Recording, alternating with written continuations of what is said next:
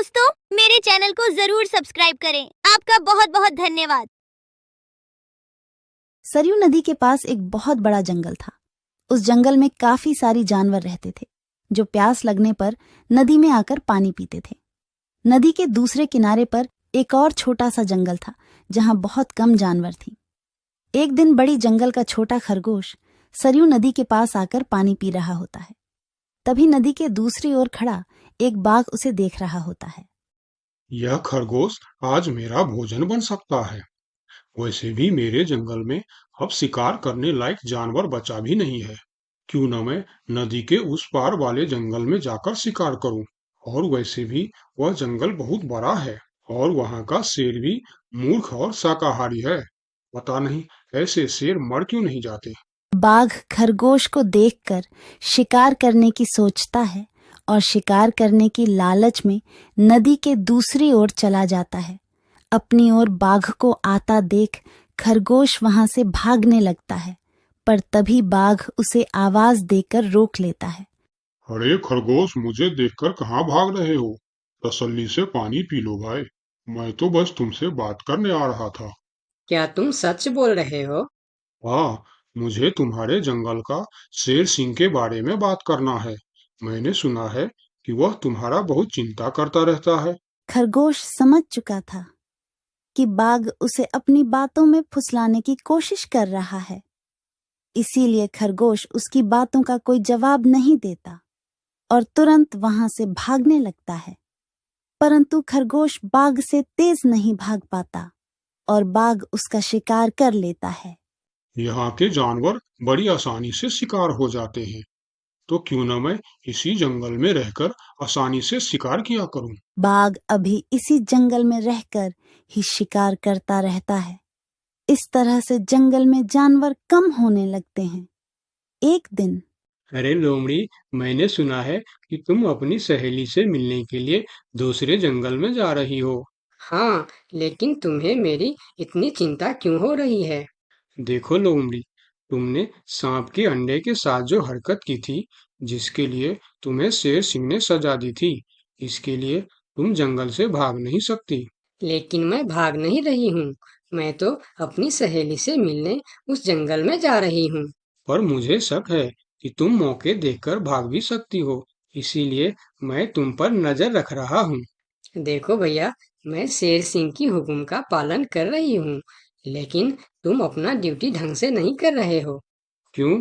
तुमको क्यों लग रहा है कि मैं अपनी ड्यूटी ढंग से नहीं कर रहा हूँ? दरअसल इस वक्त तुम्हें जंगल में हमारी जानवर पर ध्यान रखनी चाहिए, क्योंकि हमारी जंगल की जानवर कम हो रहे हैं।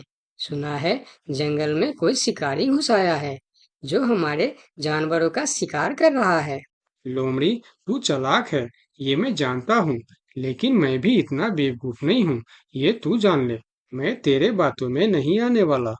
याद रखना, अगर आज तुम मेरे बातों पर यकीन नहीं करोगे, तो तुम भी किसी दिन कोई शिकारी जानवर का शिकार बन जाओगे। चाहे जो भी हो जाए, मैं तुम्हें यहाँ से जाने नहीं दूंगा। देखो, मेरा जाना बहुत जरूरी है। मैं 2-3 दिन में वापस आ जाऊंगी। मुझे जाने दो। ठीक है, मैं तुम्हें जाने दूंगा, लेकिन मेरा एक शर्त है। शर्त? कैसी शर्त? यही कि तुम्हें उस जंगल के थाने में जाकर रोज हाजिरी देनी होगी। मुझे मंजूर है। लोमड़ी को पता था कि जंगल से जानवर कम हो रहे हैं, इसीलिए वह हाथी की शर्त मानकर वहां से चली जाती है। वहीं दूसरी ओर हाथी जंगल की निगरानी करने लगता है। तब दिखता है कि जंगल से कुछ खरगोश गायब है। इस चिंता में कई खरगोश आपस में बात भी कर रहे होते। देखो भाइयों, हमें सावधान रहना होगा, क्योंकि जंगल से खरगोश गायब हो रहे हैं। हाँ, लेकिन इस बात का फरियाद हमें शेर सिंह को करनी चाहिए। तभी खरगोश की बात सुनकर हाथी उनके पास आता है। क्या हुआ है भाई? तुम सब आपस में क्या मीटिंग कर रहे हो? मुझे भी बताओ। हाथी भैया, तुम शेर सिंह के सेनापति हो। क्या तुम हमारी फरियाद राजा तक पहुंचा सकते हो?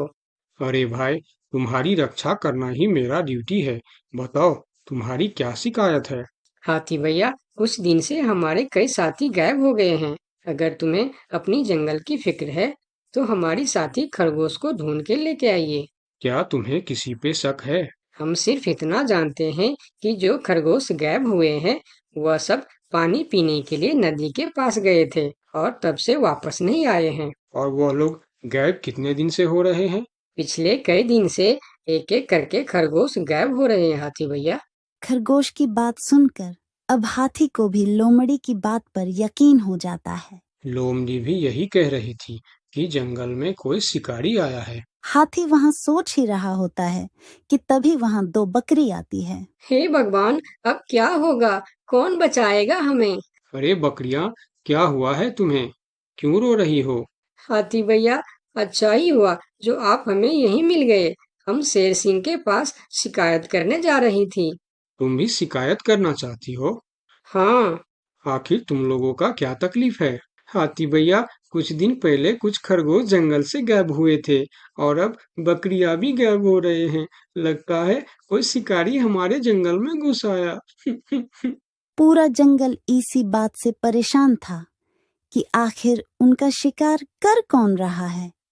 अब वह सभी मीटिंग के लिए शेर सिंह के पास जाते हैं और सारी बातें शेर सिंह को बताते हैं, जिस पर शेर सिंह अपनी जंगल की जानवरों से कहता है, आप सब फिक्र मत करो, मैं बहुत जल्द पता लगा लूंगा कि यह काम किसका है और कौन हमारे जंगल का जानवरों का शिकार कर रहा है। तो अब हम क्या करेंगे शेर सिंह? आप लोगों से हमारी यह विनती है कि आप लोग जंगल से बाहर नहीं जाएंगे। जिसको भी पानी पीना है वह इसी जंगल का तालाब का पानी पिएगा। महाराज, आपका ये हुक्म हमें कब तक पालन करना होगा? एक बार बस मैं उस शिकारी को पकड़ लूं, उसके बाद आप लोग जंगल से बाहर जाकर भी पानी पी सकते हो। सभी जानवर शेर सिंह की बात मान जाता है और जंगल से बाहर जाना बंद कर देती है।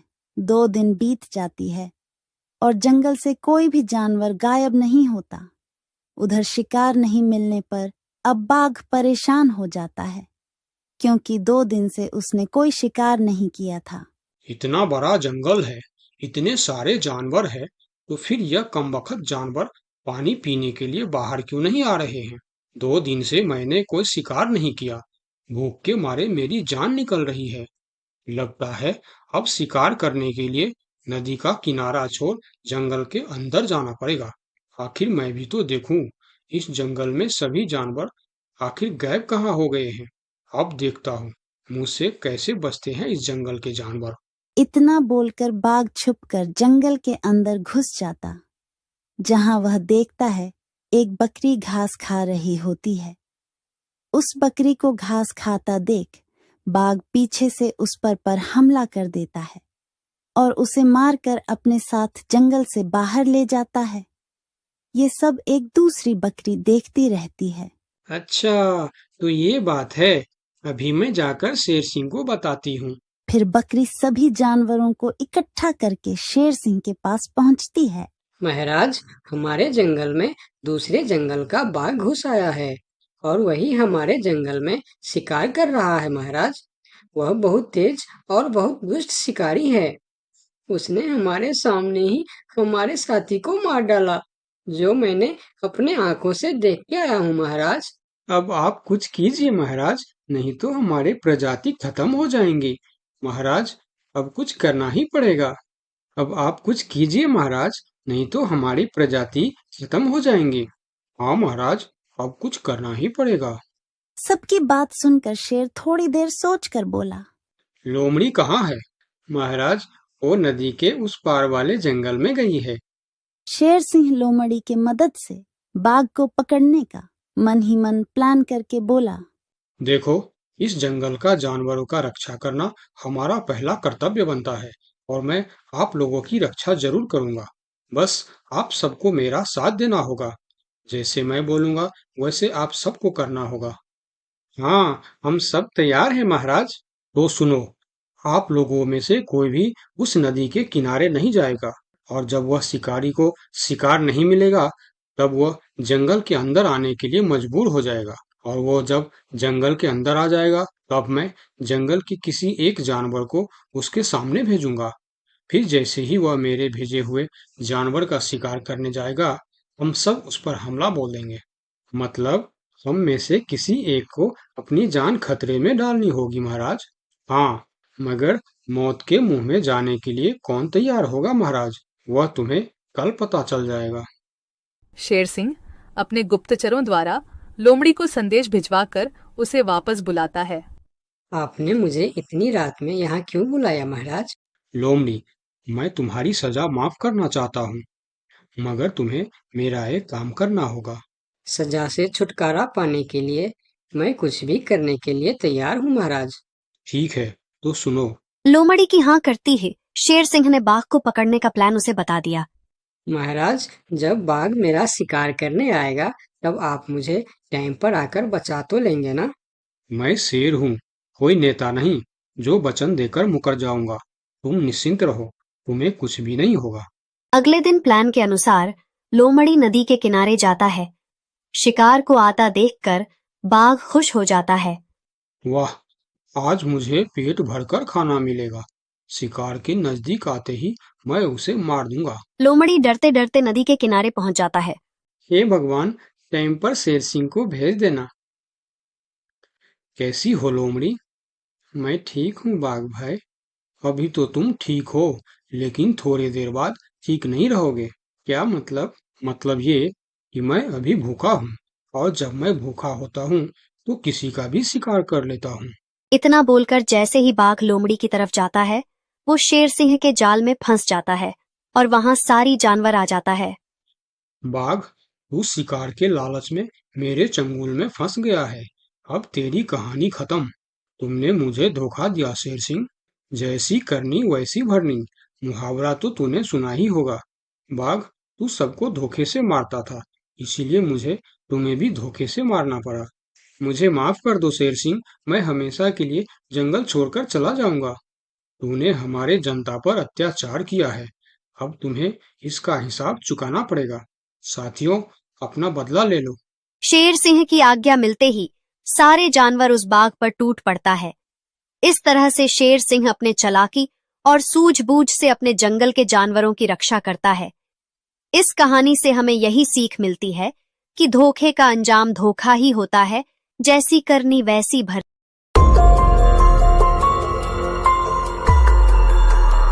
बहुत साल पहले की बात है। लक्ष्मीपुर के जंगल में एक पुरानी झील थी। वहां दिन में तो कोई घटना नहीं होती, पर थोड़ा सा भी अंधेरा छाते ही वह झील एक खूनी झील बन जाती। उस दौरान जो भी जानवर उस झील पर पानी पीने आ जाता, वह जिंदा वापस नहीं आता। कहाँ जाता, आज तक किसी को उसका पता नहीं चला था। यही वजह थी कि जंगल के सारे जानवरों ने, यहाँ तक कि जंगल की राजा शेर ने भी उस झील को खूनी झील घोषित कर दिया था।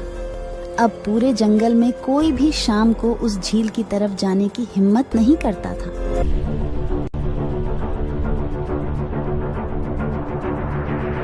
एक दिन उस जंगल में एक बंदर आ जाता है।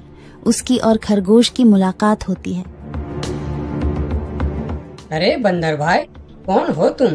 पहले तो तुम्हें इस जंगल में कभी नहीं देखा। खरगोश भाई, आज तक मैं शहर में इंसानों के बीच चिड़ियाघर में था, किसी तरह आजाद होकर आया हूँ।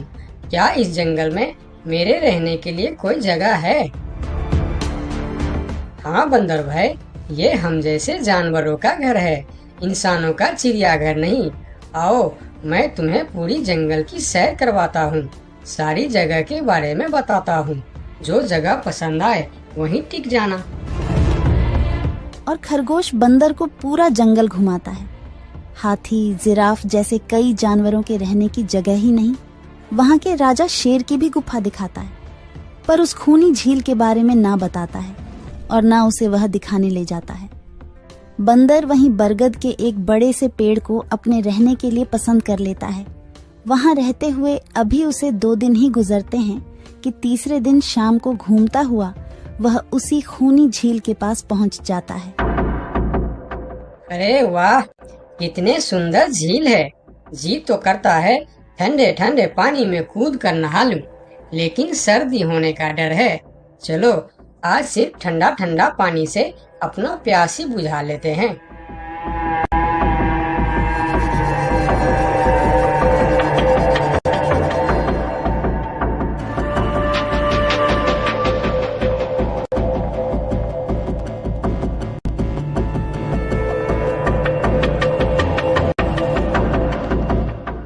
अरे बंदर भाई, तुम इतने डरे हुए क्यों हो? कहाँ से आ रहे हो? झील में पानी पीने गया था और जिंदा वापस आ गए। क्या मतलब? तुम्हें पता नहीं? वह इस जंगल की खूनी झील है। शाम होने पर कोई भी वहाँ जाता है तो जिंदा वापस नहीं आता। उसकी लाश का भी पता नहीं चलता कि वह कहाँ गायब हो जाती है। इसीलिए शाम होते ही कोई भी उस खूनी झील की तरफ नहीं जाता। ये हमारे राजा का आदेश भी है। कमाल है, मुझे तो पता ही नहीं। कैसे पता नहीं? तुम्हें वह खरगोश भाई ने बताया नहीं? लो, खरगोश भाई भी आ गया। अरे खरगोश भाई, आपकी वजह से आज बंदर भाई की जान जाते जाते बची। मेरी वजह से? हाँ, तुमने बंदर भाई को पूरा जंगल घुमाया, हर जगह के बारे में बताया। इस खूनी झील के बारे में क्यों नहीं बताया? भूल गया भाई, मैंने तो सोचा ये तो पेड़ पे रहते हैं, इन्हें झील से क्या काम। अभी अभी इन्हें खूनी झील की खूनी ने पकड़ने की कोशिश की, ये तो बाल बाल बच गए, वरना खूनी झील की खूनी, क्या तुमने उसे देखा? क्यों, क्या तुम लोगों ने आज तक नहीं देखा? नहीं, हम में से कोई कभी भी शाम को उस तरफ जाते ही नहीं और दिन में कोई घटना नहीं होती। और यह बात वह जाकर शेर के दरबार में सभी को बताता है। उसकी बात सुनकर किसी को भी यकीन नहीं आता है। क्या बात कर रहे हो बंदर? मैं सच कह रहा हूँ महाराज, लेकिन हम लोगों तो कभी आज तक देखा ही नहीं, क्योंकि आप लोग उसे खूनी झील समझकर दिन में ही वहाँ जाते हो और शाम होते ही आप लोग डर के मारे वहाँ जाना बंद कर देते हो। पूरे दिन वह मगरमच्छ झील में छुपा रहता है, शाम होते ही चुपचाप निकलता है और झील के पास पानी पीने आए जानवरों को खा जाता है। और आप लोग समझते हैं कि यह झील ही खूनी है, जबकि खूनी यह झील नहीं, इसमें छिपा हुआ मगरमच्छ है। हमें तो यकीन नहीं हो रहा है। वही तो बंदर भाई, हमें अगर पहले पता होता कि आप इतने बड़े झूठे हो तो हम अपने जंगल में आपको रहने की कभी जगह नहीं देते। अरे यार, आप लोग मेरे बात पर यकीन क्यों नहीं करते? मैं आप लोगों का भलाई के लिए ही बोल रहा हूँ। अगर तुम्हारी बात सच्ची है तो क्या तुम उस मगरमच्छ को हमें दिखा सकते हो? क्यों नहीं महाराज, आज शाम होते ही आप लोग वहाँ जाकर पेड़ और पत्थरों के बीच छुप जाना। और फिर शाम को वह सभी उस खूनी झील के पास जाकर छिप जाते हैं। झील के किनारे जाकर बंदर 2-3 बड़े बड़े पत्थर उस झील के पानी में फेंकता है। पत्थर के गिरने की छपाक छपाक की आवाज सुनकर मगरमच्छ पानी के अंदर चलता हुआ शिकार करने वहां आता है। मगर वहां पेड़ के पीछे छिपे दिखाई देते हाथी को देखकर वह सावधान हो जाता है और सोचता है, अच्छा, तो यह लोग मुझे छुपकर देखने आए हैं। अब मैं क्या करूं? हाँ, ये लोग तो बेवकूफ है, इन्हें फिर से बेवकूफ बनाते हैं। मैं फिर से पत्थर बन जाता हूँ। देखा, हमने कहा था ना, झील में एक बड़ा सा पत्थर है। हाँ, देखो, यही पत्थर तो हमें हमेशा रात में दिखाई देता है। हाँ, वही तो। ये पत्थर सिर्फ रात को क्यों दिखता है, दिन में क्यों नहीं दिखता, कभी सोचा है? हाँ, रात को चंद्रमा की वजह से पानी में ज्वार आता है तो वह पत्थर ऊपर हो जाता है। दिन में ज्वार नहीं आता तो पत्थर पानी में डूबा रहता है। उनकी बेवकूफी भरी बातें सुनकर बंदर परेशान हो जाता है। अरे यार, तुम लोग भी ना समझते ही नहीं। ठीक है, चलो एक काम करते हैं। तुम लोगों को लगता है ना कि वह बड़ा पत्थर, कि वह बड़ा ही मजबूत पत्थर है। अगर यह खुद ही बता दे कि यह एक मजबूत पत्थर है तो मैं भी मान जाऊंगा और अभी गुलाटी मारते हुए झील में छलांग लगा दूंगा और तैरता हुआ इस तरफ से उस तरफ चला जाऊंगा। यह सुनकर मगरमच्छ के मुंह में पानी आ जाता है।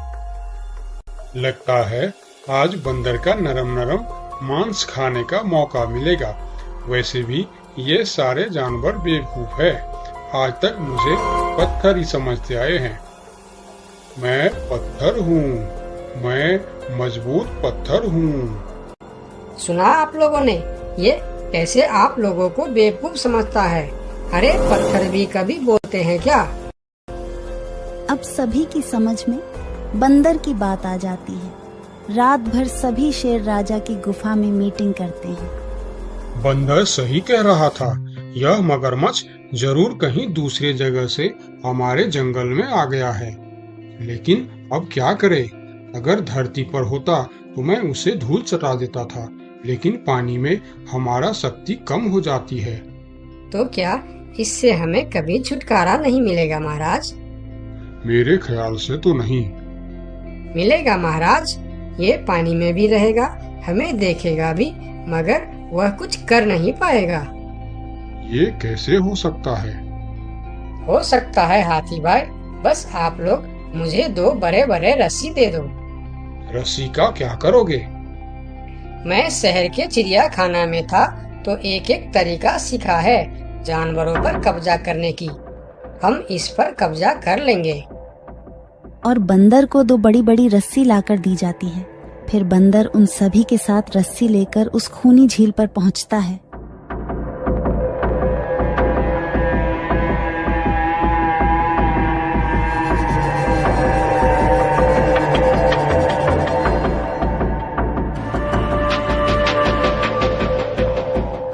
कल तक तो यह बंदर मुझे देखकर भागता था और आज पानी पीने आया है। लगता है ये भी दूसरे जानवरों की तरह मुझे पत्थर समझने लगा है। अभी इसे अपना निवाला बनाता हूँ।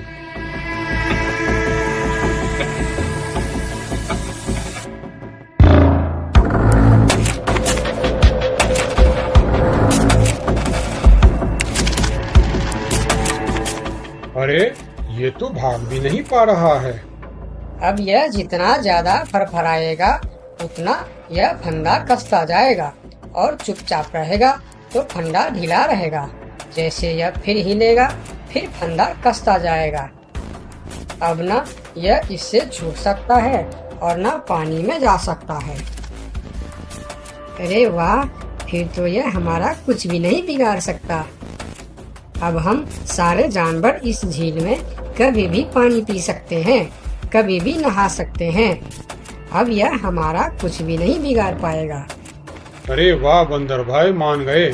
आपने तो हमारी समस्या ही खत्म कर दी, वरना रात भर हमें प्यास ही रहना पड़ता था कि हमें झील में पानी पीने गया और झील ने हमें खा लिया। तो आज हमें एक बात समझ में आई है कि किसी भी अफवाह के चक्कर में हमें अपनी जगह छोड़कर नहीं जाना चाहिए, बल्कि उस अफवाह का समाधान क्या है वह खोजना चाहिए।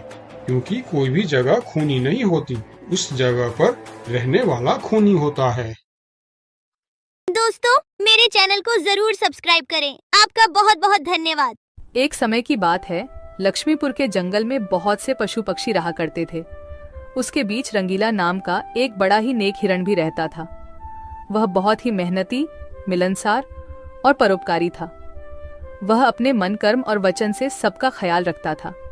किसी का स्वास्थ्य खराब होने पर वह हालचाल लेने के साथ साथ उसके उपचार की भी व्यवस्था करता था।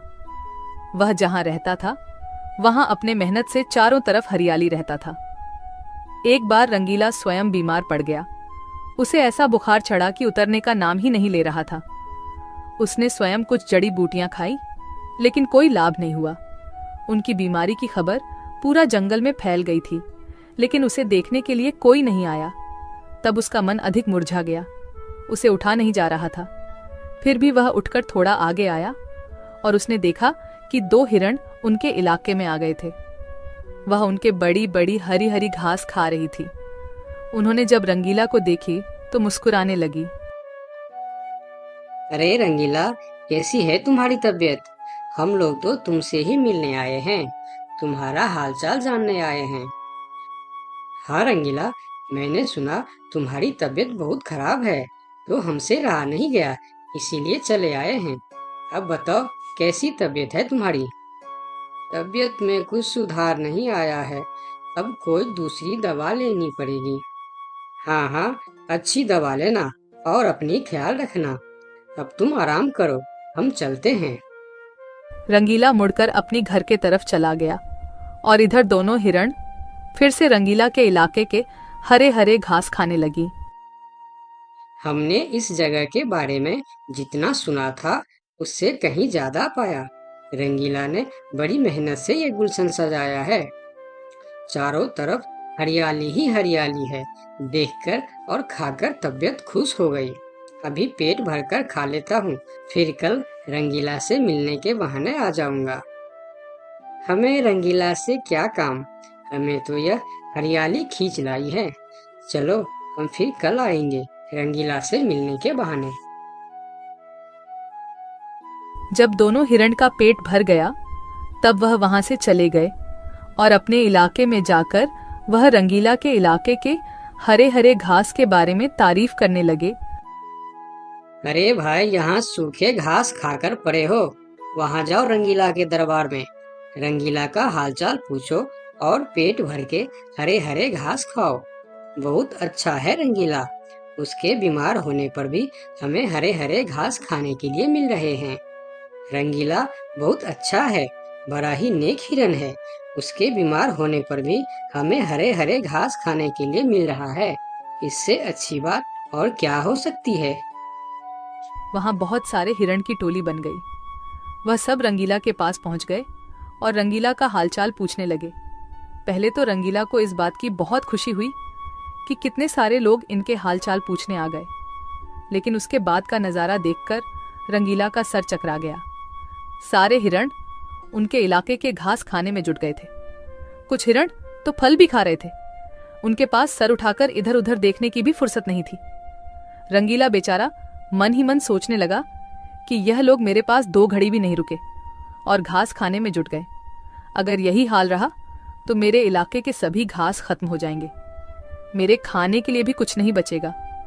लेकिन उसके थोड़ा देर बाद ही उनका मित्र भालू वहां आ गया। उसके आने में देर हो गया था। माफ करना दोस्त, मुझे आने में देर हो गई है। तुम्हारे लिए औषधि लाने बहुत दूर चला गया था। औषधि तो मिल गई, लेकिन आने में थोड़ी देर हो गई। ये जड़ी बूटी तुम जल्दी खा लो और जल्दी से ठीक हो जाओ मेरे दोस्त। रंगीला ने वह औषधि खाई और कुछ देर बाद ही उसे आराम मिलने लगा। उसका दोस्त भालू उनके साथ ही रुका रहा और 2 दिन के बाद रंगीला का तबीयत ठीक हो गई।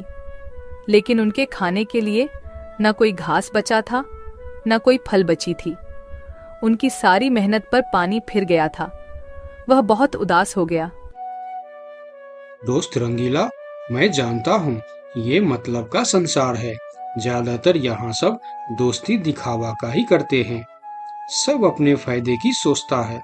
तुम चिंता मत करो, हम दोनों मिलकर यहाँ फिर से अपना गुलशन सजाएंगे, एक नई दुनिया बनाएंगे। इस कहानी से हमें यह सीख मिलती है कि मन में कपट रखने वाला मित्र शत्रु से भी ज्यादा खतरनाक होता है। दोस्तों, मेरे चैनल को जरूर सब्सक्राइब करें। आपका बहुत बहुत धन्यवाद। सरयू नदी के पास एक बहुत बड़ा जंगल था।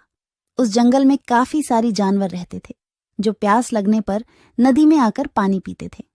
नदी के दूसरे किनारे पर एक और छोटा सा जंगल था जहां बहुत कम जानवर थी। एक दिन बड़ी जंगल का छोटा खरगोश सरयू नदी के पास आकर पानी पी रहा होता है। तभी नदी के दूसरी ओर खड़ा एक बाघ उसे देख रहा होता है। यह खरगोश आज मेरा भोजन बन सकता है।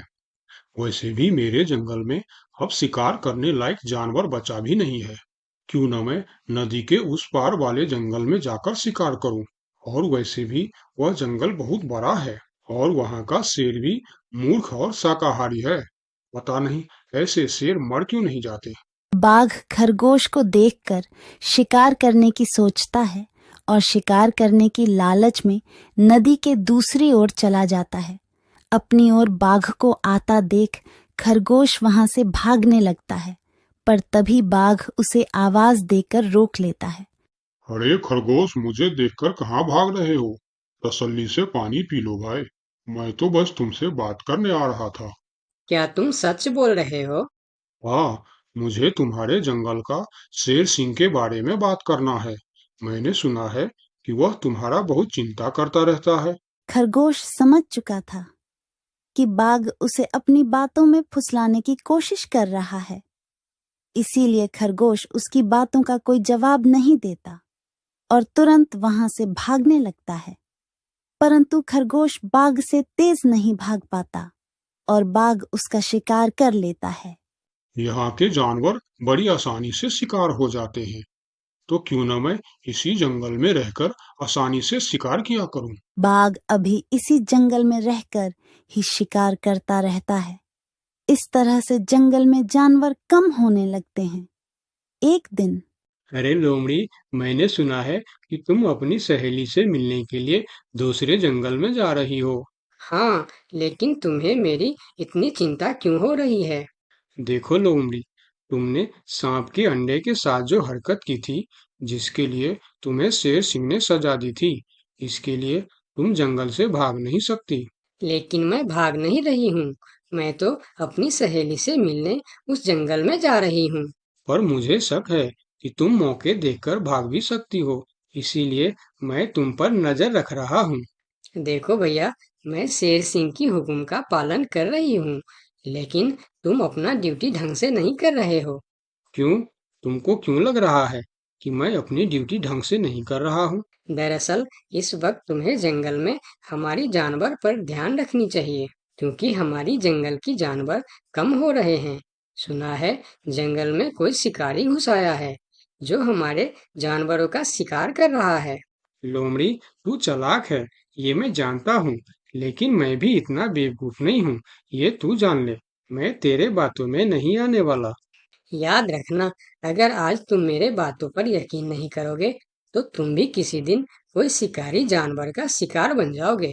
चाहे जो भी हो जाए, मैं तुम्हें यहाँ से जाने नहीं दूंगा। देखो, मेरा जाना बहुत जरूरी है। मैं 2-3 दिन में वापस आ जाऊंगी। मुझे जाने दो।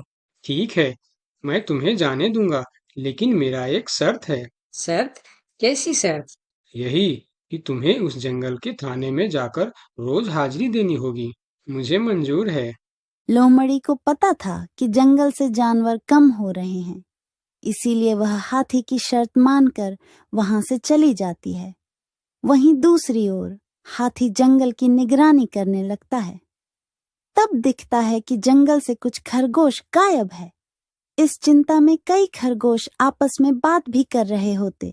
देखो भाइयों, हमें सावधान रहना होगा, क्योंकि जंगल से खरगोश गायब हो रहे हैं। हाँ, लेकिन इस बात का फरियाद हमें शेर सिंह को करनी चाहिए। तभी खरगोश की बात सुनकर हाथी उनके पास आता है। क्या हुआ है भाई? तुम सब आपस में क्या मीटिंग कर रहे हो? मुझे भी बताओ। हाथी भैया, तुम शेर सिंह के सेनापति हो। क्या तुम हमारी फरियाद राजा तक पहुंचा सकते हो? अरे भाई, तुम्हारी रक्षा करना ही मेरा ड्यूटी है। बताओ, तुम्हारी क्या शिकायत है? हाथी भैया, कुछ दिन से हमारे कई साथी गायब हो गए हैं। अगर तुम्हें अपनी जंगल की फिक्र है, तो हमारी साथी खरगोश को ढूंढ के लेके आइए। क्या तुम्हें किसी पे शक है? हम सिर्फ इतना जानते हैं कि जो खरगोश गायब हुए हैं, वह सब पानी पीने के लिए नदी के पास गए थे और तब से वापस नहीं आए हैं। और वह लोग गायब कितने दिन से हो रहे हैं? पिछले कई दिन से एक एक करके खरगोश गायब हो रहे हैं हाथी भैया। खरगोश की बात सुनकर अब हाथी को भी लोमड़ी की बात पर यकीन हो जाता है। लोमड़ी भी यही कह रही थी कि जंगल में कोई शिकारी आया है। हाथी वहां सोच ही रहा होता है कि तभी वहां 2 बकरी आती है। हे भगवान, अब क्या होगा? कौन बचाएगा हमें?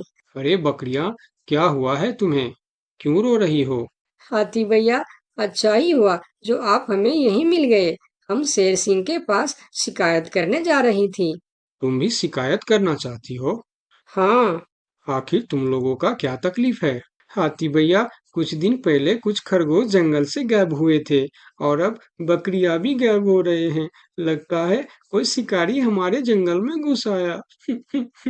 पूरा जंगल इसी बात से परेशान था कि आखिर उनका शिकार कर कौन रहा है। अब वह सभी मीटिंग के लिए शेर सिंह के पास जाते हैं और सारी बातें शेर सिंह को बताते हैं। जिस पर शेर सिंह अपनी जंगल की जानवरों से कहता है, आप सब फिक्र मत करो, मैं बहुत जल्द पता लगा लूंगा कि यह काम किसका है और कौन हमारे जंगल का जानवरों का शिकार कर रहा है। तो अब हम क्या करेंगे शेर सिंह? आप लोगों से हमारी यह विनती है कि आप लोग जंगल से बाहर नहीं जाएंगे। जिसको भी पानी पीना है वह इसी जंगल का तालाब का पानी पिएगा। महाराज, आपका ये हुक्म हमें कब तक पालन करना होगा? एक बार बस मैं उस शिकारी को पकड़ लूं, उसके बाद आप लोग जंगल से बाहर जाकर भी पानी पी सकते हो। सभी जानवर शेर सिंह की बात मान जाता है और जंगल से बाहर जाना बंद कर देती है। 2 दिन बीत जाती है और जंगल से कोई भी जानवर गायब नहीं होता। उधर शिकार नहीं मिलने पर अब बाघ परेशान हो जाता है, क्योंकि 2 दिन से उसने कोई शिकार नहीं किया था। इतना बड़ा जंगल है, इतने सारे जानवर है, तो फिर यह कमबख्त जानवर पानी पीने के लिए बाहर क्यों नहीं आ रहे हैं? 2 दिन से मैंने कोई शिकार नहीं किया, भूख के मारे मेरी जान निकल रही है। लगता है अब शिकार करने के लिए नदी का किनारा छोड़ जंगल के अंदर जाना पड़ेगा। आखिर मैं भी तो देखूं, इस जंगल में सभी जानवर आखिर गायब कहाँ हो गए हैं। अब देखता हूँ मुझसे कैसे बचते हैं इस जंगल के जानवर। इतना बोलकर बाघ छुपकर जंगल के अंदर घुस जाता, जहां वह देखता है एक बकरी घास खा रही होती है। उस बकरी को घास खाता देख बाघ पीछे से उस पर हमला कर देता है और उसे मारकर अपने साथ जंगल से बाहर ले जाता है। ये सब एक दूसरी बकरी देखती रहती है। अच्छा, तो ये बात है। अभी मैं जाकर शेर सिंह को बताती हूँ। फिर बकरी सभी जानवरों को इकट्ठा करके शेर सिंह के पास पहुंचती है। महाराज, हमारे जंगल में दूसरे जंगल का बाघ घुस आया है और वही हमारे जंगल में शिकार कर रहा है। महाराज, वह बहुत तेज और बहुत दुष्ट शिकारी है। उसने हमारे सामने ही हमारे साथी को मार डाला, जो मैंने अपने आंखों से देख के आया हूँ। महाराज, अब आप कुछ कीजिए महाराज, नहीं तो हमारे प्रजाति खत्म हो जाएंगी। महाराज, अब कुछ करना ही पड़ेगा। अब आप कुछ कीजिए महाराज, नहीं तो हमारी प्रजाति खत्म हो जाएंगी। हाँ महाराज, अब कुछ करना ही पड़ेगा। सबकी बात सुनकर शेर थोड़ी देर सोचकर बोला, लोमड़ी कहाँ है? महाराज, वो नदी के उस पार वाले जंगल में गई है। शेर सिंह लोमड़ी के मदद से बाघ को पकड़ने का मन ही मन प्लान करके बोला, देखो, इस जंगल का जानवरों का रक्षा करना हमारा पहला कर्तव्य बनता है और मैं आप लोगों की रक्षा जरूर करूंगा। बस आप सबको मेरा साथ देना होगा। जैसे मैं बोलूंगा वैसे आप सबको करना होगा। हाँ, हम सब तैयार हैं महाराज। तो सुनो, आप लोगों में से कोई भी उस नदी के किनारे नहीं जाएगा और जब वह शिकारी को शिकार नहीं मिलेगा तब वह जंगल के अंदर आने के लिए मजबूर हो जाएगा और वो जब जंगल के अंदर आ जाएगा तब मैं जंगल की किसी एक जानवर को उसके सामने भेजूंगा। फिर जैसे ही वह मेरे भेजे हुए जानवर का शिकार करने जाएगा हम सब उस पर हमला बोल देंगे। मतलब हम में से किसी एक को अपनी जान खतरे में डालनी होगी महाराज। हाँ, मगर मौत के मुंह में जाने के लिए कौन तैयार होगा महाराज, वह तुम्हें कल पता चल जाएगा। शेर सिंह अपने गुप्तचरों द्वारा लोमड़ी को संदेश भिजवाकर उसे वापस बुलाता है। आपने मुझे इतनी रात में यहाँ क्यों बुलाया महाराज? लोमड़ी, मैं तुम्हारी सजा माफ करना चाहता हूँ, मगर तुम्हें मेरा एक काम करना होगा। सजा से छुटकारा पाने के लिए मैं कुछ भी करने के लिए तैयार हूँ महाराज। ठीक है, तो सुनो। लोमड़ी की हाँ करती ही शेर सिंह ने बाघ को पकड़ने का प्लान उसे बता दिया। महाराज, जब बाघ मेरा शिकार करने आएगा तब आप मुझे टाइम पर आकर बचा तो लेंगे ना? मैं शेर हूँ, कोई नेता नहीं जो वचन देकर मुकर जाऊंगा। तुम निश्चिंत रहो, तुम्हें कुछ भी नहीं होगा। अगले दिन प्लान के अनुसार लोमड़ी नदी के किनारे जाता है। शिकार को आता देखकर बाघ खुश हो जाता है।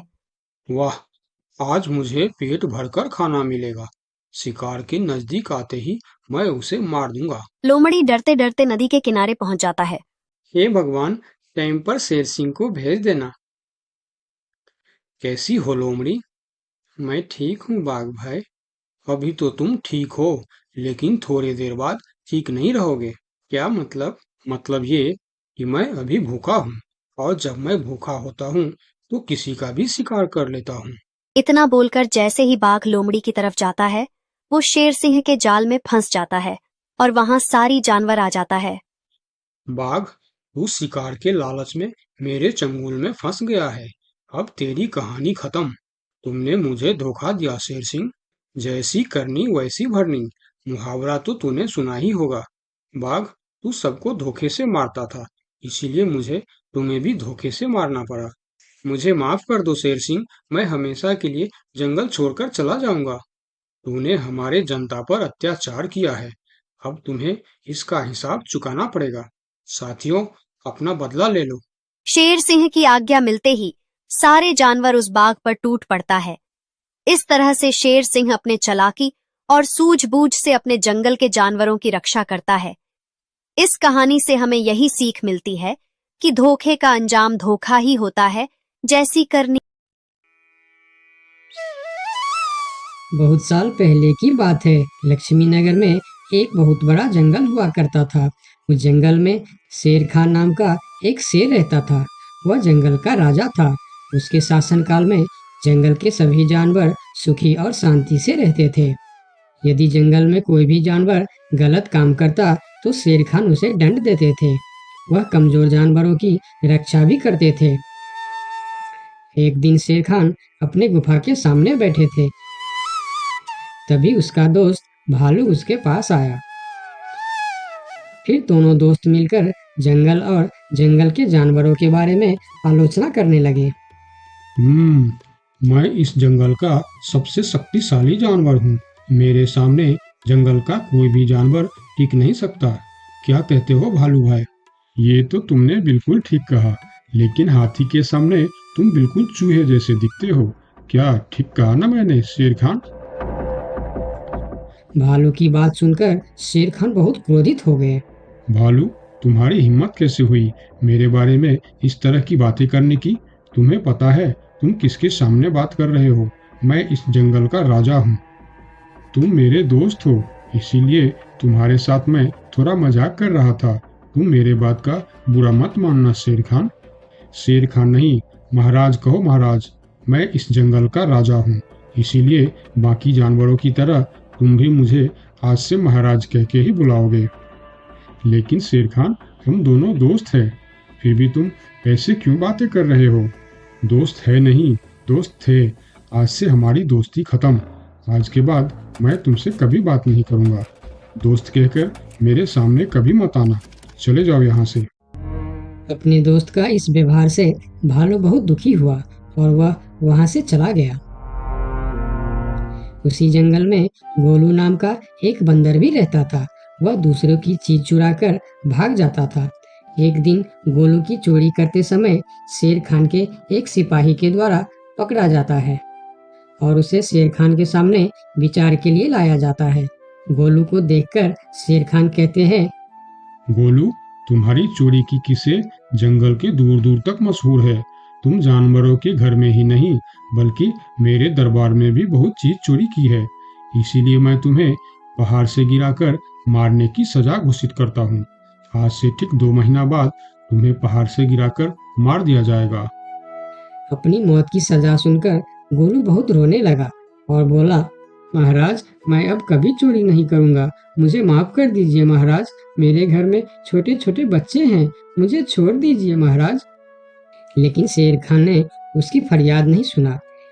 तब एक सैनिक उसे ले जाकर जेल में बंद कर देता है। उधर गोलू का दोस्त भोलू को जब इस बात का पता चलता है, तब वह गोलू से मिलने के लिए कैद खाने में पहुंच जाता है और उससे कहता है, देखा गोलू, तुम पकड़े गए ना। मैं तुम्हें कितनी बार कहा था कि चोरी करना छोड़ दो।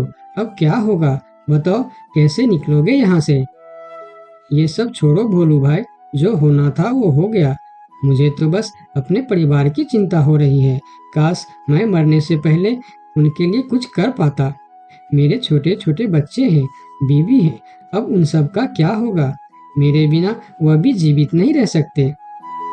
गोलू की बातें सुनकर भोलू सोच में पड़ गया। फिर वह शेर खान के पास गया और बोला, महाराज, मैं गोलू का दोस्त भोलू हूँ। मैं आपसे कुछ कहने आया हूँ। तो तुम गोलू का दोस्त भोलू हो। ठीक है, बताओ क्या कहना चाहते हो तुम। महाराज, मैं चाहता हूँ कि आप गोलू को कुछ दिन के लिए उसके परिवार के पास जाने दें, ताकि वह मरने से पहले अपने परिवार के लिए कुछ इंतजाम कर सके। मरने वाले का आखिरी इच्छा पूरा कीजिए महाराज। आप एक बार उसके परिवार के बारे में भी सोचिए। गोलू ने जो किया उसमें उसकी परिवार की क्या गलती है? अगर आप उसे कुछ दिन के लिए अपने परिवार के पास रहने दोगे तो शायद उसका परिवार बच जाएगा। मैं इस बारे में तुम्हारी कोई मदद नहीं कर सकता। अगर अपने परिवार से मिलने के बहाने गोलू भाग गया तो मैं किसको सजा दूंगा? शेर खान की बात सुनकर भोलू थोड़ा सोच में पड़ गया। फिर बोला, तो ठीक है महाराज, आप गोलू को छोड़ दीजिए। जब तक गोलू वापस नहीं आ जाता मैं उसकी जगह कैद खाने में रहूंगा। और अगर वह कभी वापस नहीं आया तो क्या तुम उसके हिस्से की मौत की सजा भी लोगे? थोड़ा सोचकर बताओ। हाँ महाराज, मैं इसके लिए भी तैयार हूँ। भोलू की बात मानकर शेर खान ने गोलू को कैद से निकालकर भोलू को कैद खाने में डलवा दिया। तब बाहर निकलकर गोलू ने भोलू को बोला, दोस्त, तुम चिंता मत करना, मैं समय से पहले ही वापस आ जाऊंगा। ऐसा कहकर गोलू वहां से चला गया और भोलू गोलू की जगह कैद खाने में रहने लगा। इस तरह बहुत दिन बीत गया, लेकिन गोलू वापस नहीं आया। तब एक दिन शेर खान भोलू के पास आया। देखा बंदर, मैंने कहा था ना गोलू वापस नहीं आएगा। अगर कल सुबह तक गोलू वापस नहीं आया तो शर्त के अनुसार कल शाम के समय तुम्हें पहाड़ से गिरा दिया जाएगा।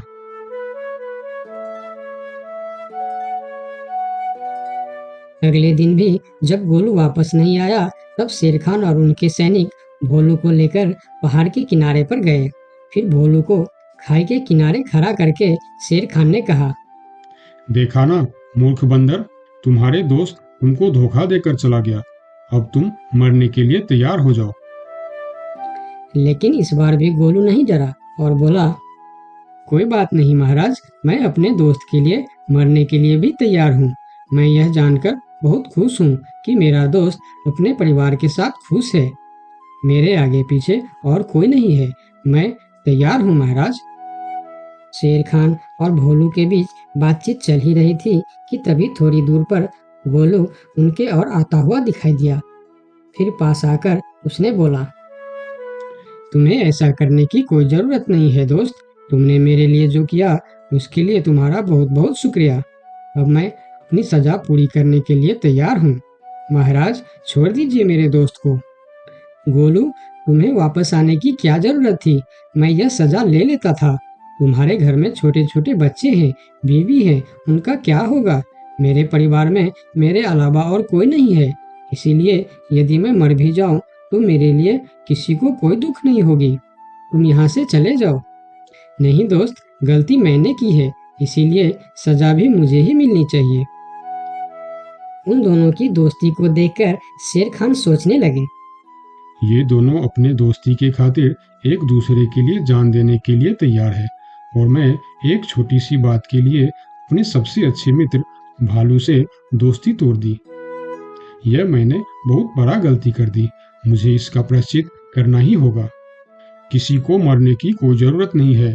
तुम दोनों की दोस्ती देखकर मैं गोलू की सजा माफ करता हूँ। और याद रखना गोलू, अगर तुमने फिर से चोरी की तो अगली बार मैं तुम्हारी सजा माफ नहीं कर पाऊंगा। नहीं नहीं महाराज, आज के बाद मैं फिर कभी ऐसा गलती नहीं करूंगा। आज से मैं ईमानदारी से मेहनत करके अपना परिवार चलाऊंगा। आपका बहुत बहुत धन्यवाद महाराज। ठीक है, अब तुम लोग यहाँ से जा सकते हो। उनके जाने के बाद शेर खान सीधा अपने दोस्त भालू के पास गया। भालू मेरा दोस्त, मैं यहाँ तुमसे माफी मांगने के लिए आया हूँ। मैंने जो उस दिन तुम्हारे साथ व्यवहार किया वह बहुत गलत था। मैं बहुत शर्मिंदा हूँ। मुझे माफ कर दो मेरे दोस्त। लेकिन महाराज, आपने तो कहा था। महाराज नहीं, शेर खान बोलो, शेर खान।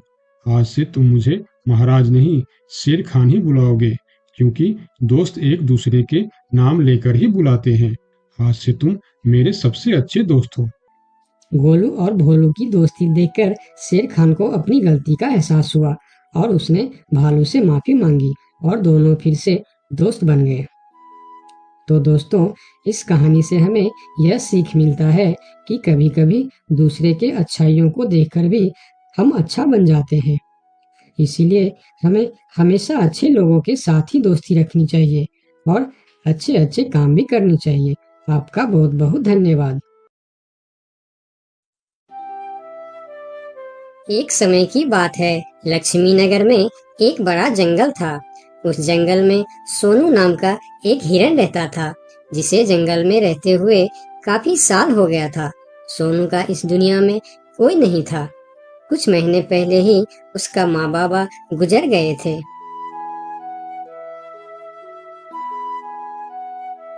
इसीलिए इस जंगल में रहते हुए उसे काफी अकेलापन महसूस होता था।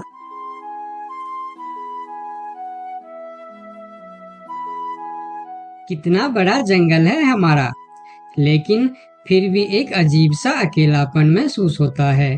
काश मेरा भी कोई दोस्त होता तो कितना अच्छा होता। तभी वहाँ से एक तेंदुआ और सियार गुजर रहे थे।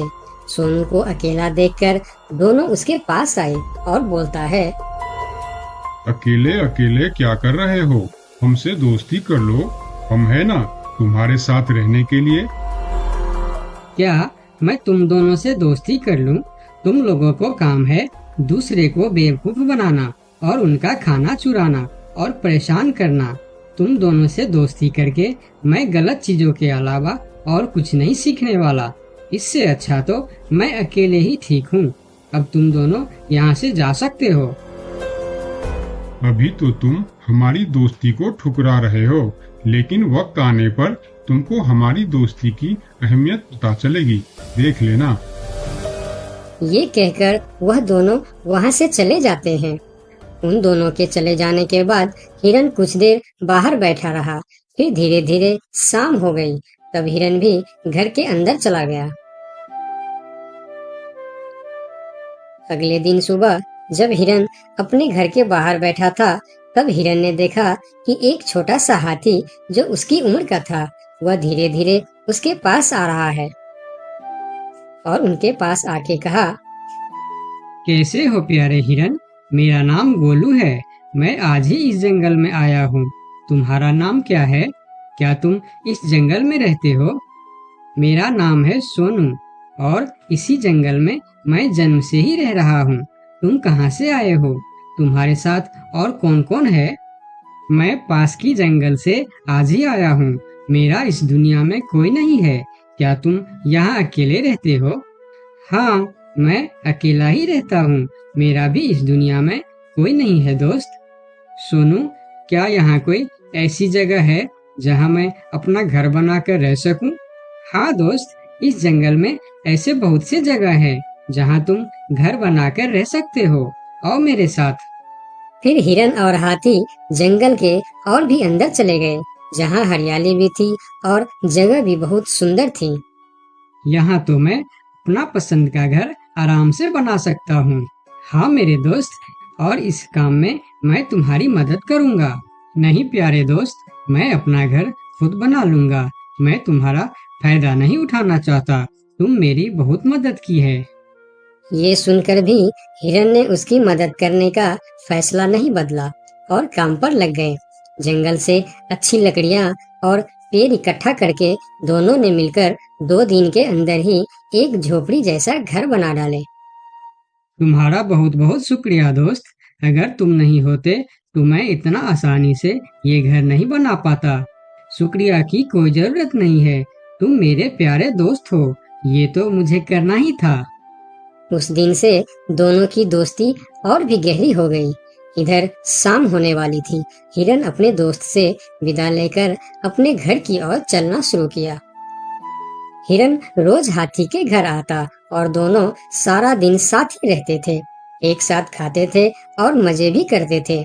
एक दिन सोनू हिरन हाथी के घर नहीं आया तो उसे हिरन के लिए चिंता होने लगा। वह फिर चलकर हिरन के घर जा पहुंचा। अरे क्या हुआ दोस्त, तुम आज मेरे घर क्यों नहीं आए? तुम्हें ना देखकर मैं बहुत परेशान हो गया, इसीलिए मैं इधर चला आया। दोस्त, मेरा तबीयत खराब है, पूरे शरीर में बहुत दर्द हो रहा है, मैं ठीक से खड़ा भी नहीं हो पा रहा हूँ। हाथी आगे आया और हिरन के शरीर को छू कर देखा कि हिरन को तो बहुत तेज बुखार चढ़ा है। दोस्त, तुम्हें तो बहुत तेज बुखार है, लेकिन ये सब अचानक कैसे हो गया? ये कहकर हाथी ने थोड़ा देर सोचा और बोला, मैं अभी आता हूँ, तुम बिल्कुल चिंता मत करना, तुम ठीक हो जाओगे। इतना कहकर हाथी वहाँ से चला गया और सोनू हिरन उसका इंतजार करने लगा, लेकिन कई घंटे गुजर जाने के बाद भी हाथी नहीं लौटा। हिरन निराश होकर बैठा रहा। थोड़ी देर बाद वही तेंदुआ और सियार उसके पास आ गए और कहने लगे, सोनू हिरन, तुम्हारी तबीयत का पता चला तो हमें बहुत दुख हुआ। ये देखो, हम तुम्हारे लिए खाना भी लेकर आए हैं। उन्होंने कुछ फल हिरन के सामने रख दिए और फिर उसको खाने के लिए कहते हैं। तुम लोगों का बहुत बहुत शुक्रिया, मुझे बहुत भूख लगी थी। अरे हिरन भाई, इस समय तुम्हारा तबीयत खराब है और वह तुम्हारा दोस्त कहाँ है जो हमेशा तुमसे चिपका रहता है? पता नहीं कहाँ गया है, सुबह एक बार आया था, उसके बाद अभी तक लौटा नहीं। हाँ, उसने सोचा होगा कि तुम्हारी बीमारी में सेवा करनी पड़ेगी, इससे अच्छा तो हम भाग ही जाते हैं, इसलिए वह गायब हो गया। अच्छा दोस्ती निभाया उसने। नहीं नहीं, ऐसा नहीं हो सकता, वह मेरा बहुत अच्छा दोस्त है। ऐसा ही हुआ है, हमने कहा था ना कि वक्त आने पर हमारी दोस्ती की अहमियत समझेगी, यही वह समय है। उनकी बात सुनकर सोनू हिरन को बहुत दुख हुआ। फिर वह वहाँ से चला गया। धीरे धीरे शाम हो गई, लेकिन हाथी का कोई अता पता नहीं था। हिरन के तबीयत में भी कोई सुधार नहीं हुआ। अगले सुबह फिर से वह दोनों हिरन के घर पर आए। आज भी दोनों ने हिरन के लिए कुछ फल लेकर आए थे। हिरन बहुत खुश होकर खाने लगा। उसे अपने आप पर शर्म आ रहा था कि जिन जानवरों को वह बुरा भला कह रहा था, आज मुसीबत में वही उसके काम आ रहे हैं। वह हर बार उनका शुक्रिया कर रहा था और माफी भी मांग रहा था। फिर थोड़ी देर बात करके दोनों वहाँ से चले गए। कब तक हम इनकी नौकरी करते रहेंगे? अब अपने योजना को अंजाम देने का समय आ गया है, नहीं तो बहुत देर हो जाएगा। हाँ, तुमने बिल्कुल ठीक कहा, अब हमें और समय नष्ट नहीं करना चाहिए, आज ही हमें कुछ निर्णय लेना ही पड़ेगा। चलो चलते हैं शेर सिंह के पास। शाम के समय जब हिरन अकेला था, तब हाथी वहाँ पर पहुँचता। उसको देखते ही सोनू हिरन को बहुत गुस्सा आ गया। क्या देखने आए हो यहाँ? यही कि मैं जिंदा हूँ या मर गया? ऐसा क्यों बोल रहे हो दोस्त, मेरा पूरा बात तो सुनो। मुझे दोस्त कहकर मत बुलाओ, दोस्त वो होता है जो अच्छे और बुरे वक्त में साथ निभाए। तुम तो मेरे तबीयत खराब होते ही मुझे छोड़कर भाग गए थे। मुझे खाना भी वह लोग लाकर दे रहे थे जिससे मैं बात तक करना पसंद नहीं करता था। तुम्हें अभी तक कुछ भी पता नहीं है, इसीलिए गुस्सा कर रहे हो। मैं तुम्हारे साथ छोड़कर नहीं भागा था। मुझे पता चल चुका था कि तुम्हें डेंगू बुखार हो गया है और तुम्हारे पास सिर्फ 3 दिन थे। मैंने घर में इसके दवाई रखे थे, लेकिन जब मैं घर पहुंचा तो वहाँ दवा न जाने कहाँ गायब हो गया। मेरे पास समय कम था, तुमको बताने वापस आता तो और देर हो जाती, इसीलिए मैं पुराने जंगल गया था। वहाँ से तुम्हारे लिए 2 दिन का सफर करके यह जड़ी बूटी लाया हूँ। इसे खा लो दोस्त, वरना सुबह तक तुम्हारा बुखार नहीं उतरा तो मैं मेरे सबसे अच्छा दोस्त खो दूंगा। ये सुनकर सोनू हिरन के आंखों में आंसू निकल आए। उसने तुरंत वह जड़ी बूटी खा ली। मुझे माफ कर दो दोस्त, न जाने मैं कैसी तुम्हारी दोस्ती पर शक कर बैठा। यकीन मानो, तुमको वापस देखकर मुझे बहुत अच्छा लग रहा है। फिर दोनों ने बातें करने लगे। इतने में सोनू को अच्छा महसूस होने लगा। फिर वह उठकर खड़ा हो गया। अरे देखो दोस्त, मैं तो बिल्कुल ठीक हो गया। तुम्हारा बहुत बहुत धन्यवाद दोस्त। दोनों घर के बाहर बातें कर रहे थे। तभी वहां पर शेर सिंह को साथ लेकर वह दोनों आ गए। तुम लोगों के साथ ये शेर सिंह यहाँ क्या कर रहा है? शेर सिंह, यही वह हिरन है जिसे हमने आपके लिए तैयार किए हैं। ये सुनकर हिरन डर गया और फिर उसको समझ में आया कि ये दोनों क्यों इसका सेवा कर रहा था। इधर शेर सिंह हिरन को शिकार करने के लिए आगे आया। तब हाथी बोला, मेरे रहते तुम लोग मेरे दोस्त को कुछ भी नहीं कर सकता। ये कहकर हाथी आगे आया और जैसे ही शेर सिंह ने हिरन की तरफ कदम बढ़ाया, हाथी ने शेर सिंह को जोर का टक्कर मारा और शेर सिंह दूर जाकर गिरा और उसकी कमर का हड्डी टूट गया और वह उठ भी नहीं पाया। यह देखकर तेंदुआ और सियार जल्दी जल्दी वहां से भाग गया। फिर उस दिन के बाद हिरन और हाथी